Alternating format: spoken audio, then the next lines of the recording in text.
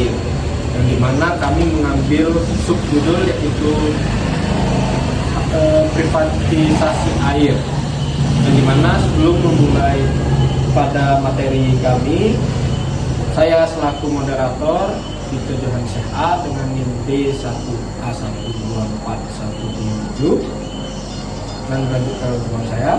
Oke, baik, saya Fadila Biasa dengan NIM B1A1241159. Saya Rahmat Anugrahanti dengan NIM B1A1241172. Saya M. Farah Azhardi dengan NIM B1A1241174. Saya Samuel Yabes dengan NIM B1A12109. Baik, tanpa berlama-lama, sekian perkenalan dari kami. Semoga dapat menyimak video ini dengan baik dan memahami materi per materi yang kami jelaskan. Terima kasih. Wassalamualaikum warahmatullahi wabarakatuh. Pendapat bahwa air bersih merupakan suatu hak warga negara yang sudah dijamin oleh konstitusi. Tepatnya dalam pasal 33 ayat 3. Konstitusi menyatakan bahwa bumi, air, dan kekayaan alam dikuasai sebesar-besarnya oleh negara untuk kemakmuran masyarakat. Hal ini dipertegas dalam pasal 60 nomor 17 tahun 2019 yang menyatakan bahwa negara menjamin hak atas air guna memenuhi kebutuhan pokok minimal sehari-hari bagi kehidupan yang sehat dan bersih dengan jumlah yang cukup, kualitas yang baik, aman, terjaga keberlangsungannya dan terjangkau. Adapun konteks air menurut UU nomor 17 tahun 2019, air itu mencakup semua air yang terdapat pada di atas ataupun di bawah permukaan tanah, termasuk air tanah, air hujan, maupun air laut ataupun air pedalaman. Nah, ini malah bener nih, air, rakyat lagi ngejerit masalah air. Semua terlibat air. Jangan sampai PAM diserahkan swasta jadi naik, tarif naik, udah listrik naik.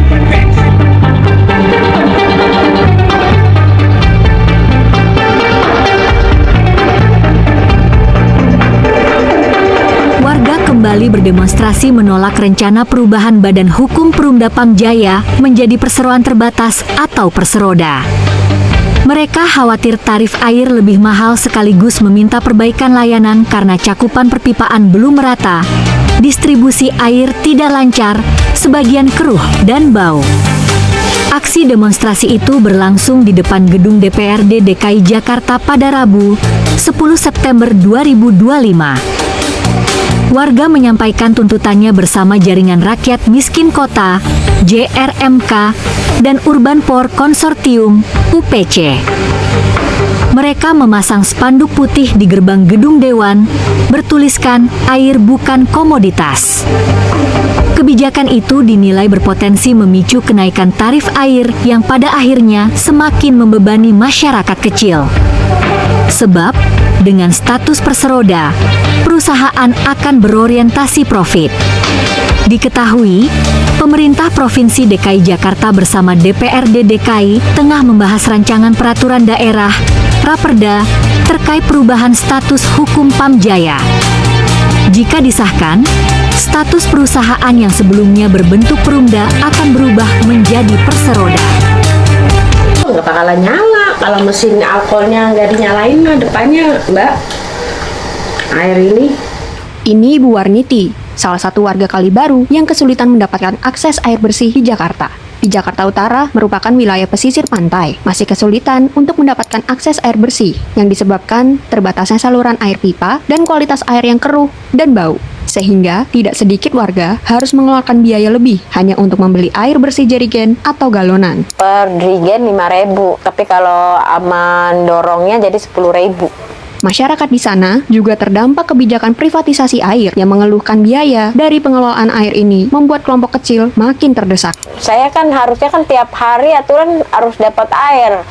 Taruhlah 24 jam saya harus dapetin air. Soalnya kan saya kan bayar PAM-nya kan sebulan saya harus bayar 180. Kita bayar terus, kenapa airnya nggak ngalir-ngalir gitu. Hasilnya tidak memuaskan. Cakupan layanan stagnan, kualitas sering dikeluhkan, dan biaya yang dikeluarkan tidak sebanding dengan manfaat publik.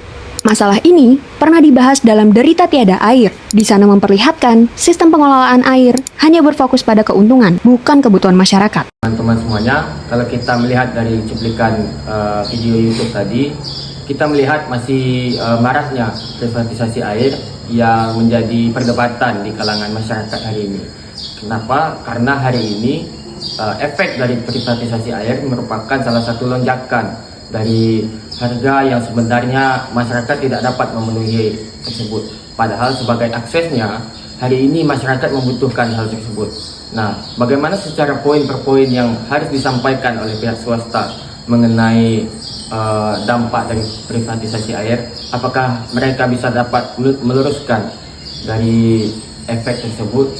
Nah, hari ini pihak swasta bukan hanya bisa menyediakan air yang keruh berbau, padahal dengan pembiayaan yang masyarakat bayar mahal, namun hari ini pihak swasta pun harus memberikan hal yang sepadan, yang mana memperbaiki apa yang sudah tercemar seperti air tersebut. Baik, mengenai penguasaan air oleh negara sebagaimana diatur dalam pasal 33 ayat 3 Undang-Undang Dasar 1945. Penguasaan negara atas air hanya sebatas pengaturan pengawasan dalam pengelolaan sumber daya air.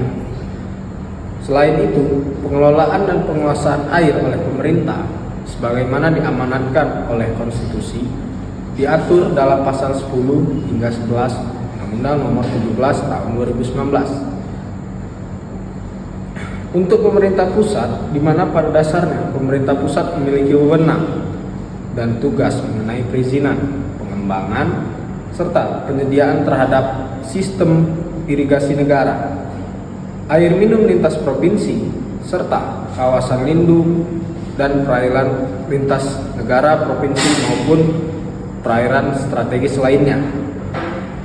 Mengenai kepemilikan atas sumber daya air, Undang-Undang Nomor 17 Tahun 2019 menegaskan bahwa sumber daya air tidak dapat dimiliki baik oleh perseorangan, kelompok, maupun badan hukum.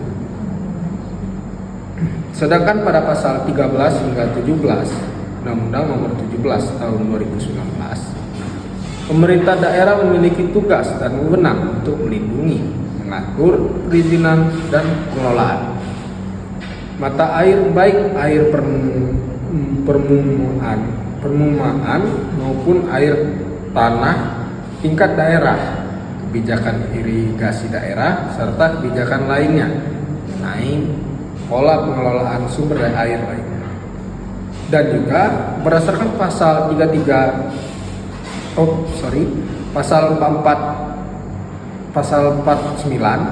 Undang-Undang Nomor 17 Tahun 2019, badan usaha maupun perseorangan hanya dapat mendapatkan izin penggunaan sumber daya air untuk kebutuhan usaha, namun pada faktanya hal ini seringkali memicu privatisasi terhadap sumber daya air.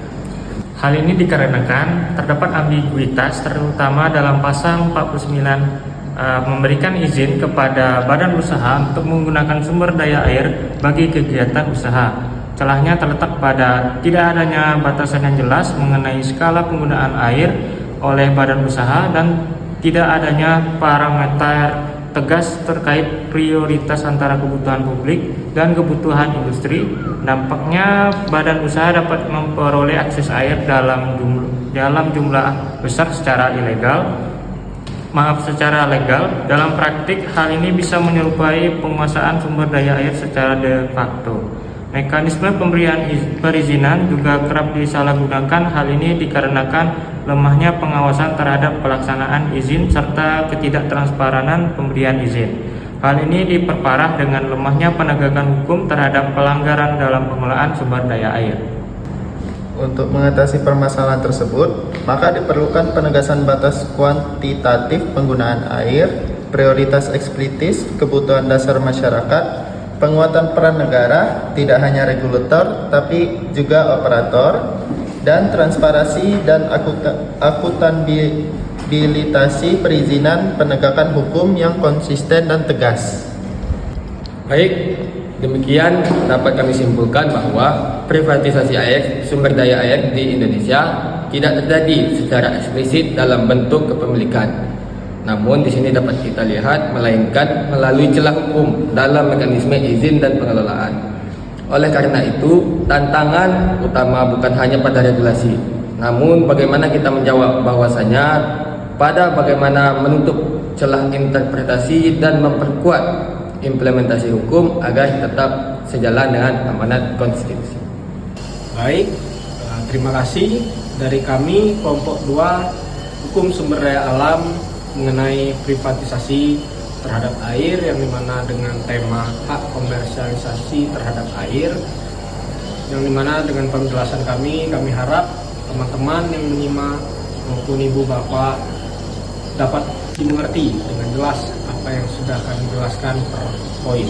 Terima kasih. Wassalamualaikum warahmatullahi wabarakatuh.